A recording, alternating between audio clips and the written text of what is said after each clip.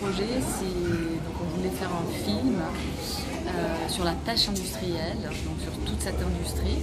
Donc nous à l'époque on habitait tous les deux à Cambridge, à côté de Boston, et donc c'est à 1 heure de route de New Bedford, qui était donc cette espèce de ville mythique qui a toute sa réputation grâce à Melville, Moby Dick, etc., qui est capitale mondiale de la pêche à la baleine, encore aujourd'hui un immense port. Donc on voulait faire ça et on a commencé à filmer pendant peut-être 6 mois, 8 mois. En fait on s'était dit qu'on allait faire un film sur la pêche, un film dans lequel on verrait jamais la mer.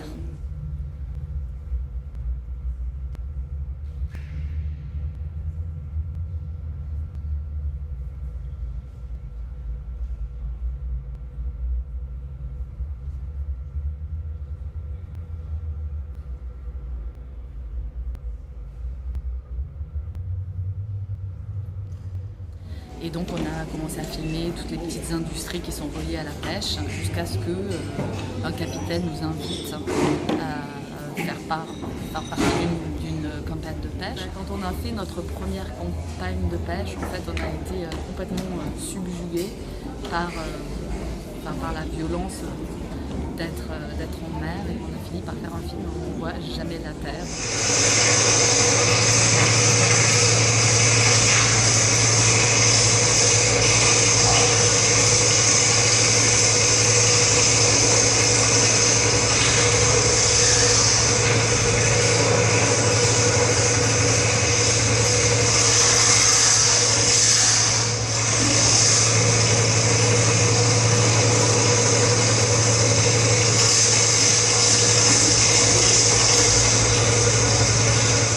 Subjugué par quoi? Pas par la beauté de la mer, mais par sa violence. Par la violence. La violence du métier, la violence des éléments en fait. Et tout. En fait, on a compris qu'il y avait une espèce de monstre qui était là, qui était le bateau, qui était. Donc on était plus dans cette espèce de Léviathan qui était celui de Hobbes au départ, qui était plus politique, comme ça. Et en fait, on a fini par virer un Léviathan plus biblique, plus ahistorique, atemporel.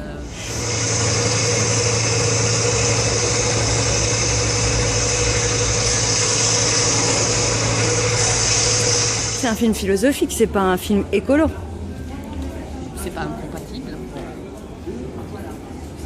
Je sais pas si on voulait quoi que ce soit. En fait, on a été très surpris par notre réaction et par nos images, en fait. Il y a énormément d'images qui ont été prises dans ce film, qui sont des images en fait, qu'on a attaché des caméras sur les corps des pêcheurs, sur nos propres corps.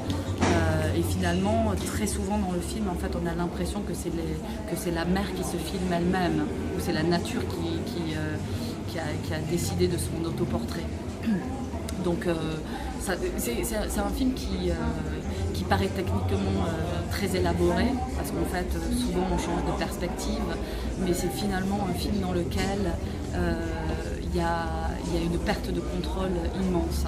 Et je pense que même donc en fait les images, mais aussi est-ce que vous avez voulu que ce film soit philosophique, je pense qu'on a perdu énormément le contrôle sur tout un tas de choses. Mais à la fin, je pense que c'est sûrement un film philosophique. Lucien Young, tu sais, ça me fait. Quel était le rôle de chacun au cours du tournage? Le même. C'est-à-dire... Vous filmez tous les deux? On filme tous les deux, on monte nos films tous les deux, on fait tous les deux le son. Et dans un cas comme assez extrême, de filmer dans des conditions comme ça, en fait, on se comprend, on n'a pas besoin de se parler forcément. Quand il y en a un qui filme, l'autre le protège, parce que c'est assez dangereux.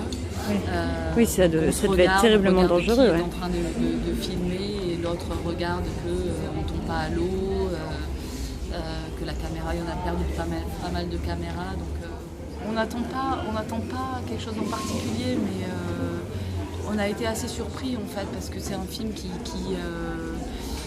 qui peut paraître un peu pas vraiment grand public, disons, donc un film pour les cinéphiles. Mais en fait, le film a été montré dans beaucoup d'endroits et Ah en oui fait, Où ça il est distribué dans plein de pays. Il a été montré dans beaucoup de festivals et c'est un film en fait qui touche. Sûrement parce que justement c'est pas un film didactique, c'est pas un film où on essaye d'expliquer des choses, mais en fait on essaye que l'expérience d'être en mer. Donc c'est vraiment un film où on ressent des choses. Ouais. Pour le coup, c'est un film. Si les gens vous disent qu'ils se sont pris une grosse claque. Oui, ça arrive souvent.